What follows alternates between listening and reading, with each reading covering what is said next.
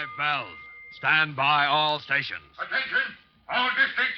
A fire alarm fire. 5 bells moving immediately. That's it. Let's roll. Let's go. Firefighters!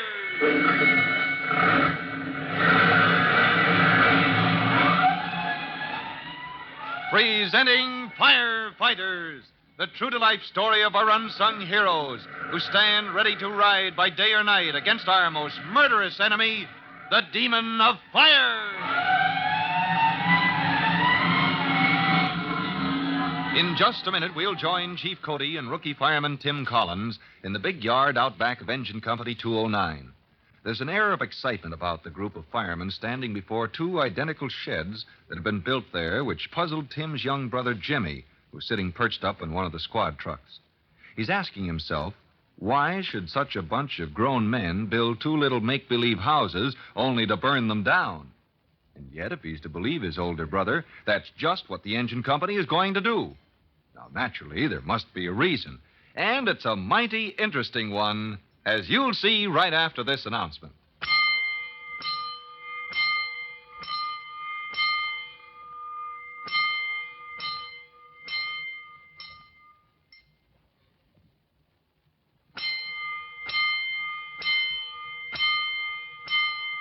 Let's go, firefighters. Let's get over to Engine Company 209 and see what has brought Chief Cody visiting Tim Collins' outfit today. Jimmy Collins, Tim's young brother, is there, and he's puzzled at the sight of 2 jerry-built sheds he's heard are to be burned. But that's nothing compared to what is making his eyes pop now. For a nervous-looking little man is coming across the yard toward Chief Cody, and he's carrying under his arm, of all things, a duck. For goodness sake, be quiet, Lucille. You'd think you'd never gone through this before. Quiet. Are you ready, Chief Cody? Well, yes, indeed, Mr. Peck. This is Fireman Collins. He's here to help you in any way you want. How do you do, Collins? How are you, sir? I had this tank of treated water put here right beside the squad truck, Mr. Peck, okay? I suppose you're wondering what a chemical engineer is doing playing nursemaid to a duck. Oh, no, sir. Well, I am. I feel extremely foolish, but it will make my point clearly and dramatically pointed. Yes, and then we'll see what that stuff will do to a fire. You're going to put the duck in this tank of water, Mr. Peck? If she'll hold still a minute, Lucille, Collins. There. Now watch what happens. Oh, take a look at this, man, will you? Over here, boy. She's swimming around as happy as can be. You'd like nothing better than to spoil my demonstration. That duck positively hates me. Tim, look. She's running into trouble. By thunder. That duck's having trouble staying afloat. There's no need to look at me like that, Lucille. I'm not going to take you out yet. But whoever saw a duck have trouble in water? You're forgetting, Collins, this is wet water. Hey, but look who's here. It's raining youngsters. Jimmy, I thought I told you to stay up on that truck. I leaned out too far and I fell off. You might have done it more quietly, little boy. Did you have to bring down half the equipment with you? Well, it's your fault trying to drown a duck. Gee whiz. Oh, good heavens, Lucille, I forgot. Out you come. Are you all right, Lucille? She sank right down in the water. I saw her. Now, take it easy, son. Can't you quiet that critter, Peck? She's calling her names, and I don't blame her. Here, let me take her. Amazing. Look at that. Yeah, well, that water amazes me, Mr. Peck. I'll say that. Chief Cody, what's the idea of ducking a duck anyway? Well, you see, Jimmy, this is a special kind of water. Yeah, it's wet. When I heard that guy make that crack, I fell right off the truck. Wet water. Well, I know it sounds strange, but that's just what they call it. Yeah, you see, Jimmy, it's been chemically treated. 1% of chemical by weight. Okay, but what did you do to the duck? Well, not a thing, son. Now, ordinarily, Lucille's feathers give her complete protection. But in wet water, they get soaked through in a matter of seconds. Now that you've seen a theoretical application of wet water, Chief Cody, suppose we turn to the more practical aspects so that you may satisfy yourself as to its merits as an extinguishing agent. What does that mean, Chief? It means we're going to see what kind of a job wet water can do in putting out a fire, Jimmy. Oh, well, gosh, why didn't he say so? I did, didn't I? Look, kid, Mr. Peck is demonstrating a new scientific development to the fire department. It's something that's still being tested and tried. It's not a joking matter, young man. Not to Lucille, it isn't, that's sure. Well, a little wetting didn't hurt her a bit. She's just surprised, son. Well, she's got nothing on me, Chief. I never thought I'd see a duck who couldn't stay on top of the water. If this water can penetrate a flame like it did her feathers, we've got something. Well, that's the next step. I think everything's ready. Oh, now I get it. You're going to set fire to those 2 shacks and see if this stuff will put it out. My dear boy, this stuff, as you call it, will not only extinguish a blaze quickly and efficiently, it will afford personnel protection from smoke, cutting down the need for respiratory equipment. Gee whiz, you don't say. Well, he means properly used, we hope this will help to clear a room of smoke, Jimmy. Yeah, so that we can enter sooner than usual, safely and without masks. Is it possible that I should hire myself a translator for these demonstrations? Well, actions speak louder than words, Mr. Peck. I think Jimmy proved your first demonstration a success. How's that? He was so impressed he fell off the truck. Oh. Now, men, Yes, sir. let's see what this wet water can do in action. When I give the signal, those 2 sheds will be set afire. Naturally, we will have the situation completely under control. This is merely a test, a comparison. The shacks inside have been roughly furnished, exactly alike, for reasons you'll see later. Now, Gonigal will handle the hose in fighting the blaze in one shack, Collins the other. They're both using small lines, 1.5 inch to be exact. But there is a difference. Gonigal will be using regular water. Collins, this chemically treated water. All right, if both men are ready, let's go.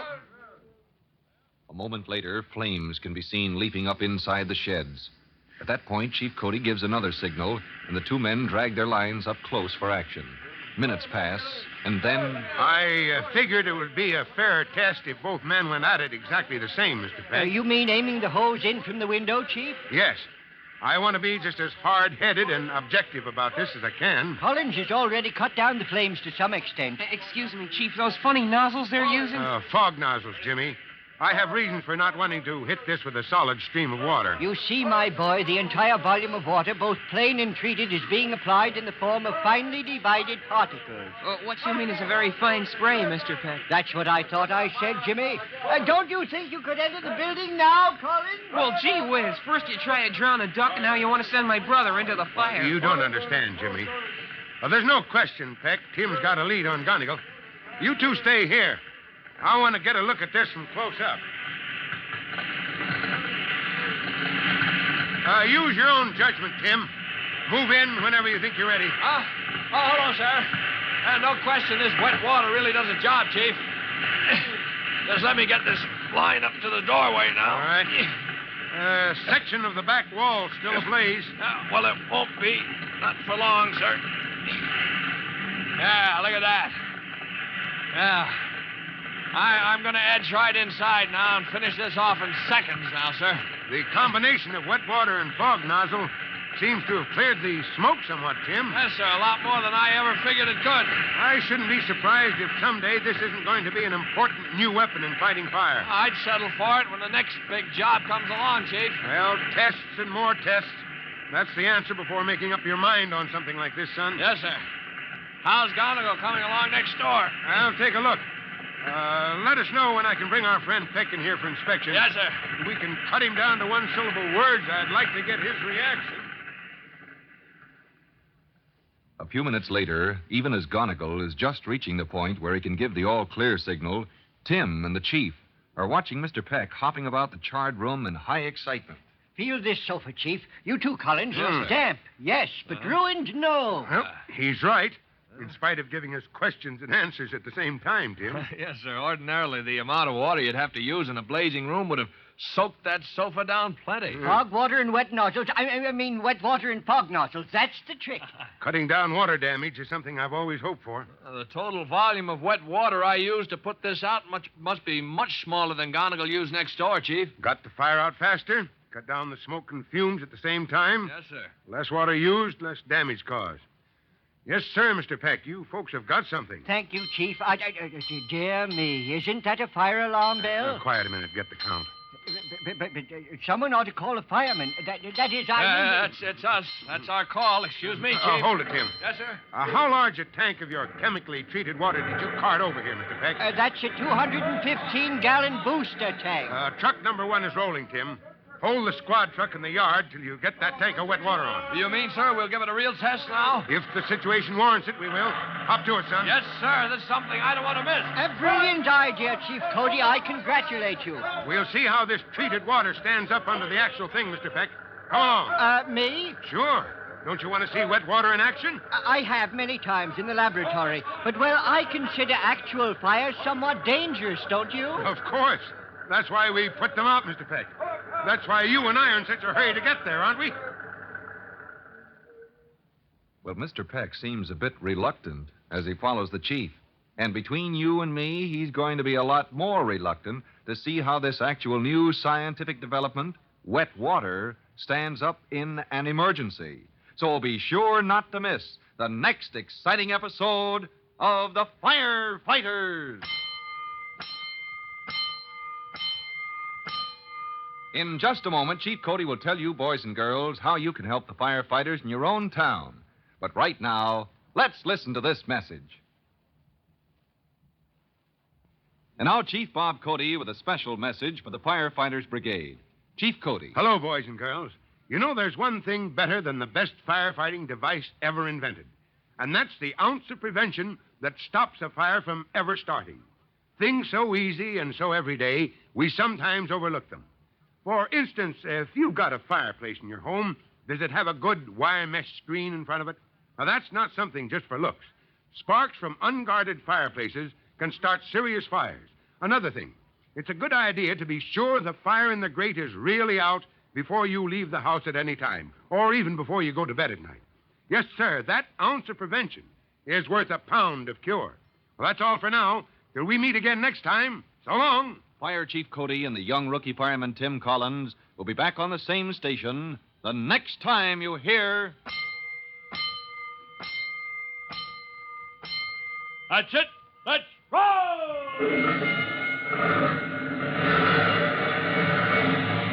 Let's go! Firefighters!